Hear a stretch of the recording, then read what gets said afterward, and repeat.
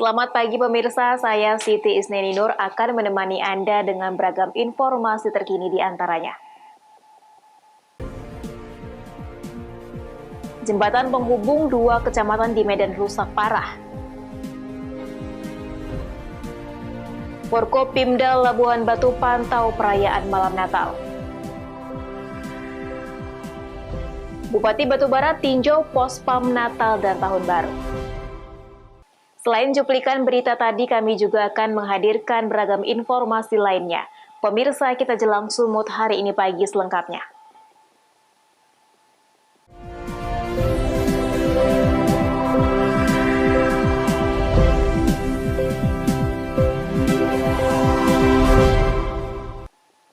Kita ke informasi pertama. Pemirsa, diduga tidak kuat menahan derasnya arus sungai yang sedang meluap hingga ke jalan lintas Medan Belawan Sabtu sore. Jembatan penghubung dua kecamatan di Medan rusak parah dan tidak bisa dilalui. Jembatan Titi Bambu rusak parah akibat diterjang arus Sungai Deli yang sedang meluap di kawasan Aloha, lingkungan 30 Kelurahan Rengas Pulau, Kecamatan Medan Marelan, Sumatera Utara. Jembatan yang menghubungkan dua kecamatan Medan Marelan dan Medan Labuhan yang berdiri di atas aliran Sungai Deli ini terlihat pada permukaan jembatan rusak dan miring akibat tidak tahan menahan arus sungai. Selain jembatan mengalami kerusakan, juga terlihat pada besi pembatas banyak tumpukan sampah kiriman yang tersangkut di jembatan sehingga membahayakan bagi pengguna jalan dan bagi pengendara lainnya. Salah satu warga mengatakan, jembatan Titi Bambu yang dalam masa perbaikan ini biasanya digunakan anak sekolah, pejalan kaki dan pengendara sepeda motor agar lebih mudah beraktivitas dan merupakan jalan alternatif menuju kota Medan. Apa? Awalnya dia dibantai banjir itu, air banjir dari gunung, sampah-sampah dibawa jadi sangkut di situ. Mengakibatkan dia mereng posisi jembatan tadi. Jadi sekarang posisinya nggak bisa digunakan lagi? Untuk saat ini ya orang takut lah mereng posisi jembatan itu. Itu jembatan itu penghubung antar apa itu, Pak?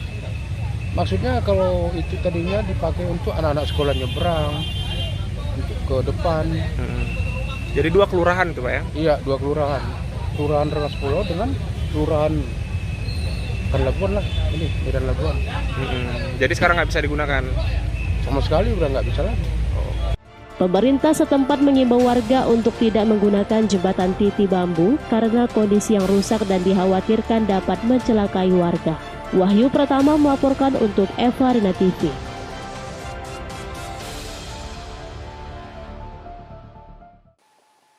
Selain itu, pemirsa, hujan deras yang mengguyur kawasan Medan dan sekitarnya sejak Jumat malam hingga Sabtu dini hari membuat perumahan The Flamboyan kembali terendam banjir.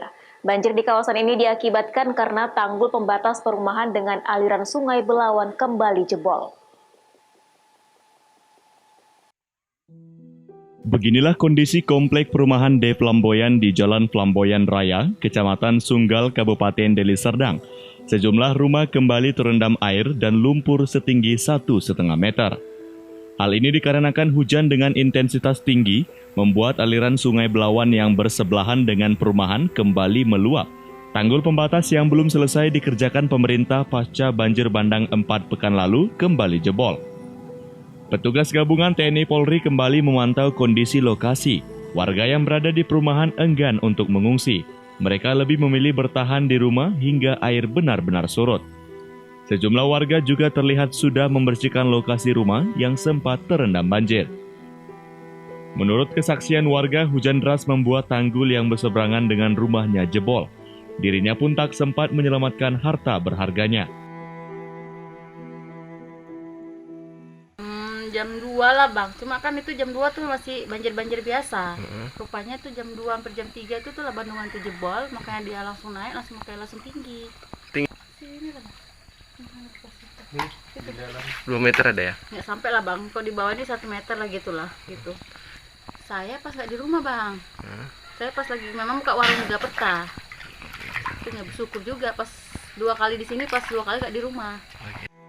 4 pekan lalu lokasi ini juga terendam banjir bandang. 6 orang dikabarkan meninggal dunia karena terseret arus banjir. Daniel Pekuali melaporkan untuk Eva Rina TV. Informasi selanjutnya pemirsa, sebanyak 161 narapidana atau warga binaan di Lembaga Pemasyarakatan Kelas 1 Tanjung Gusta Medan mendapat remisi dalam perayaan Natal dan Tahun Baru. Remisi ini diserahkan langsung oleh Kepala Lapas Kelas 1 Tanjung Gusta Medan setelah melaksanakan ibadah Natal. Dalam rangka perayaan Hari Natal dan Tahun Baru 2021, sebanyak 161 narapidana atau warga binaan penghuni Lembaga Pemasyarakatan Tanjung Gusta Kelas 1 Medan mendapatkan remisi diantaranya narapidana dengan kasus narkotika, kriminal umum, dan tindak pidana korupsi. Dalam penyerahan remisi ini, tidak satupun narapidana dinyatakan bebas dari masa hukumannya selama di dalam penjara. Hal ini disampaikan langsung oleh Kepala Lembaga Pemasyarakatan Kelas 1 Medan, RWD Supriyatno, bahwa narapidana yang mendapatkan remisi ialah yang sudah menjalani 2/3 masa hukumannya dan berbuat baik selama berada di dalam lapas. Selain remisi, narapidana yang belum bisa menikmati perayaan Natal bersama keluarga terpaksa harus merayakannya di dalam lingkungan lapas. Suasana haru dan damai Natal sangat terasa di saat para narapidana memuliakan nama Tuhan dengan doa dan pujian. Untuk tahun ini, remisi Natal tahun 2020, total semua ada 161 yang memperoleh remisi.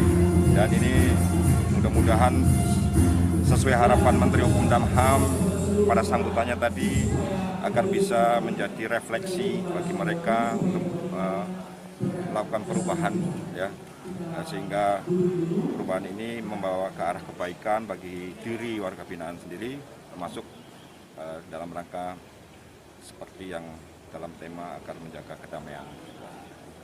Pihak Lembaga Pemasyarakatan Kelas 1 Medan terus berupaya melakukan pembinaan dengan berbagai kegiatan yang mengasah keterampilan dan olahraga bagi para narapidana yang sudah maupun belum mendapatkan remisi. Wahyu Pratama melaporkan untuk Eva Rina TV.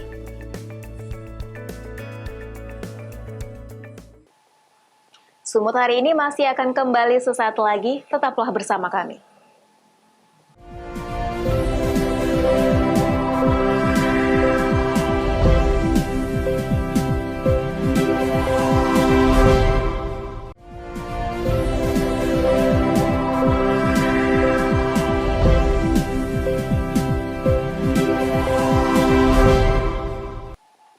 Terima kasih Anda masih bersama kami.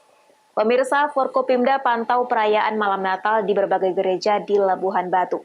Hal ini untuk memastikan perayaan berjalan dengan aman dan lancar, serta tetap menerapkan protokol kesehatan COVID-19. Dalam perayaan malam Natal di Kabupaten Labuhan Batu, Bupati dan jajaran Forkopimda meninjau pelaksanaan misa malam Natal di gereja di Jalan Ahmad Yani Rantau Prapat dan gereja di Jalan Pelita Rantau Prapat, Labuhan Batu, Sumatera Utara. Dalam kunjungannya, Andi Suhaimi selaku Bupati Labuhan Batu memberikan ucapan selamat Hari Natal dan Tahun Baru kepada jemaah gereja dan berharap agar perayaan misa di malam Natal tersebut berjalan aman dan tetap menerapkan protokol kesehatan COVID-19.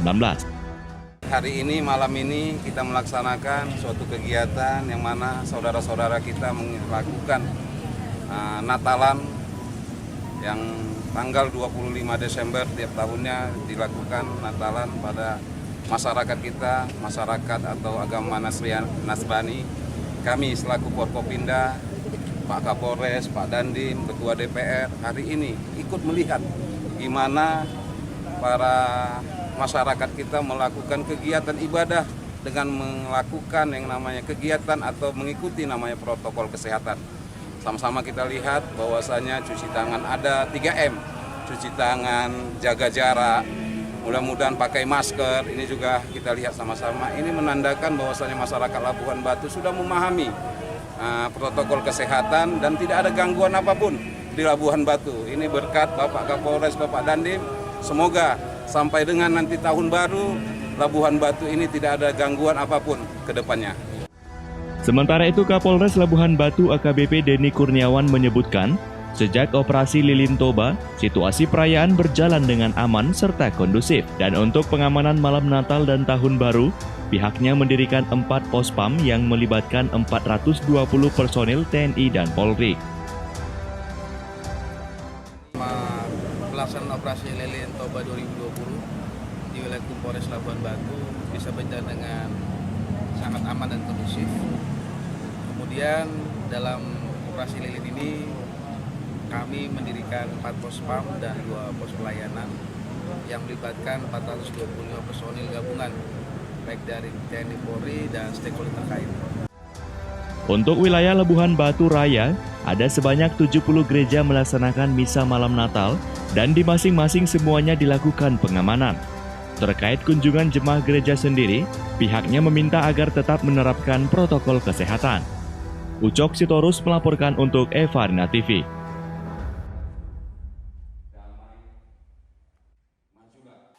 Sementara itu pemirsa, ibadah misa Natal 2020 di gereja-gereja di Tanjung Balai, Sumatera Utara mendapat pengawalan pemuda dari lintas agama.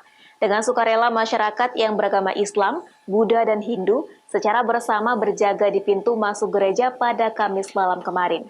Hal ini sebagai bentuk solidaritas dan toleransi kerukunan antar umat beragama. Ibadah misa Natal di Tanjung Balai berjalan aman dan lancar. Hal ini tidak terlepas dari pengamanan yang dilakukan oleh TNI, Polri, dan dibantu oleh para pemuda dari lintas agama. Para pemuda ini berjaga di pintu masuk gereja sejak sore hari. Mereka dengan sukacita ikut membantu pihak berkuasa menjaga keamanan dan ketertiban agar pelaksanaan ibadah Natal berjalan dengan khusyuk tanpa gangguan. Sikap yang ditunjukkan oleh pemuda lintas agama ini mendapat apresiasi dari pemerintah kota saat wali kota bersama Kapolres, Dandim, serta Danlanal melakukan pengecekan keamanan saat umat Kristiani melaksanakan ibadah misa Natal. Ibadah misa Natal ini dibagi dalam 2 sesi, yaitu sesi sore dan malam, dengan mengikuti protokol kesehatan.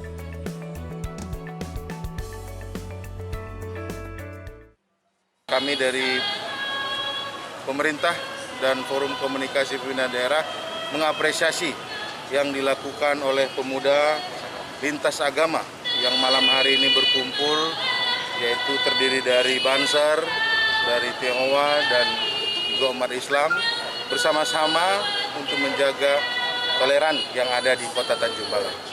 Intinya hal ini menindakkan intoleransi yang seperti yang dikatakan orang luar itu, Pak, ya? Ya, betul. Ya, kami dari warga gereja Katolik Kota Tanjung Balai sangat mengapresiasi daripada tindakan di luar daripada agama Kristen saling mengamankan tentang pelaksanaan ibadah Natal pada tahun ini. Kiranya hal ini akan semakin kita tingkatkan pada masa-masa yang akan datang, sehingga kita diantara umat beragama tidak ada saling perbedaan dan bermusuhan. Pengurus gereja sangat bersyukur dan berterima kasih atas partisipasi yang ditunjukkan oleh pemuda lintas agama ini.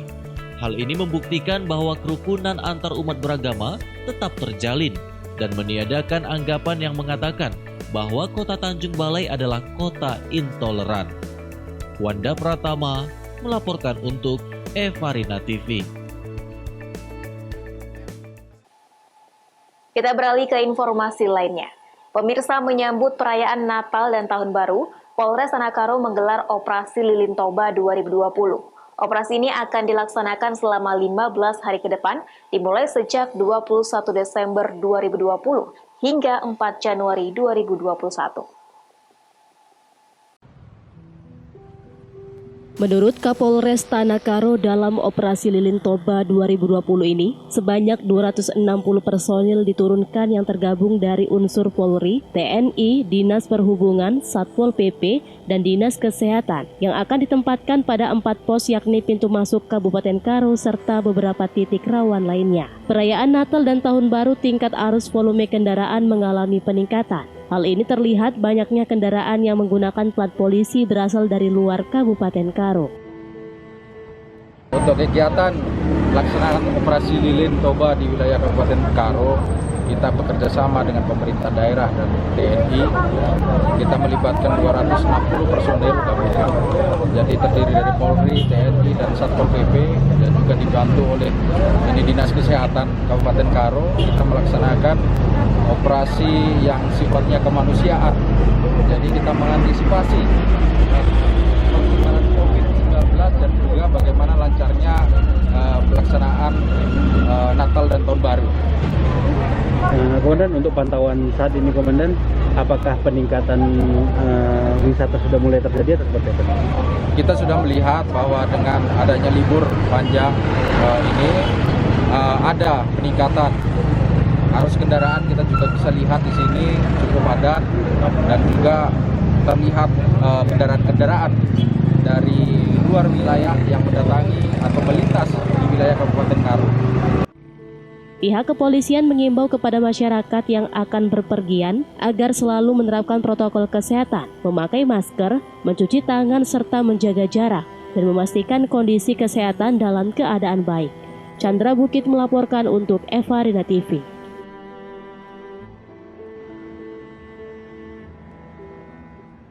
Sumut hari ini masih akan kembali sesaat lagi. Tetaplah bersama kami.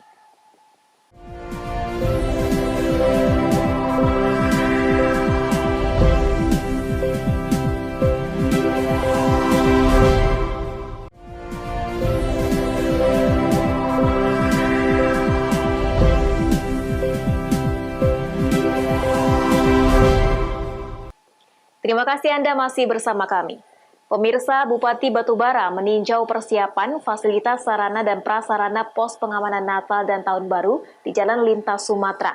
Hal tersebut untuk memastikan perayaan Natal berjalan dengan aman dan nyaman. Bupati Batubara Zahir meninjau seluruh pos pengamanan Natal dan Tahun Baru yang berada di Jalan Lintas Sumatera Kabupaten Batubara. Bupati melihat kesiapan para personil dari Polri, TNI, Dinas Perhubungan, Satpol PP, serta tenaga kesehatan. Di samping itu, Bupati juga meninjau ketersediaan fasilitas sarana dan prasarana seperti bahan makanan, obat-obatan, serta mobil pemadam kebakaran dan ambulans guna membantu pengguna jalan bila mana ada yang membutuhkan bantuan. Di sela-sela peninjauan pospam tersebut, Bupati yang familiar dan suka berbagi ini juga memberikan persediaan minuman dan makanan siap saji untuk para personil yang berjaga. Pemerintah Kabupaten Batubara melihat pos PAM-nya Natal dan Tahun Baru di Kabupaten Batubara, melihat kesiapan, fasilitas, kemudian sarana prasarana termasuk makanan, aqua, obat-obatan, ya, ambulan, sarana kesehatan bila mana ada para pejalan atau pemudik, walaupun mudik tidak sebenarnya diharapkan jangan ada yang mudik, tapi sebagai pemerintah, kepolisian, lantas, ya, perhubungan memang harus mempersiapkan PAM-PAM untuk menjaga arus lalu lintas, dan juga bila mana ada yang pemudik itu yang berlalu lintas itu mengalami sakit, pening, butuh bantuan dan lain sebagainya, kita melihat itu pada hari ini. Taufik melaporkan untuk Eva Rina TV. Pemirsa, mengisi masa libur Natal dan Tahun Baru, sebagian wisatawan domestik mengunjungi objek air terjun kembar Manjumala di Desa Wanagiri, Kabupaten Buleleng, dan Bali Safari di Kabupaten Gianyar.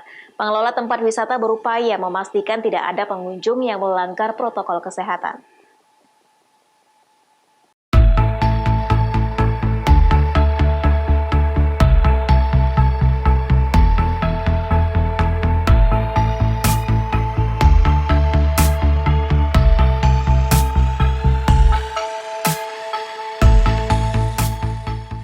Wisatawan yang mengisi masa libur Natal dan Tahun Baru, Sabtu 26 Desember mengunjungi objek-objek wisata di Pulau Bali.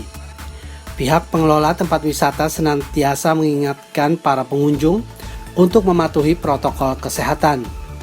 Seperti yang terlihat di objek wisata air terjun kembar Banyumala di Buleleng. Mereka menikmati keindahan formasi 3 sisi air terjun dengan tetap memakai masker dan menjaga jarak satu sama lain.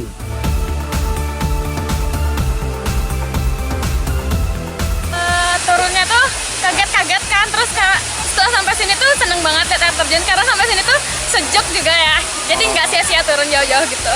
Waterfall Banyumale ini kan ada tingkat-tingkatannya itu.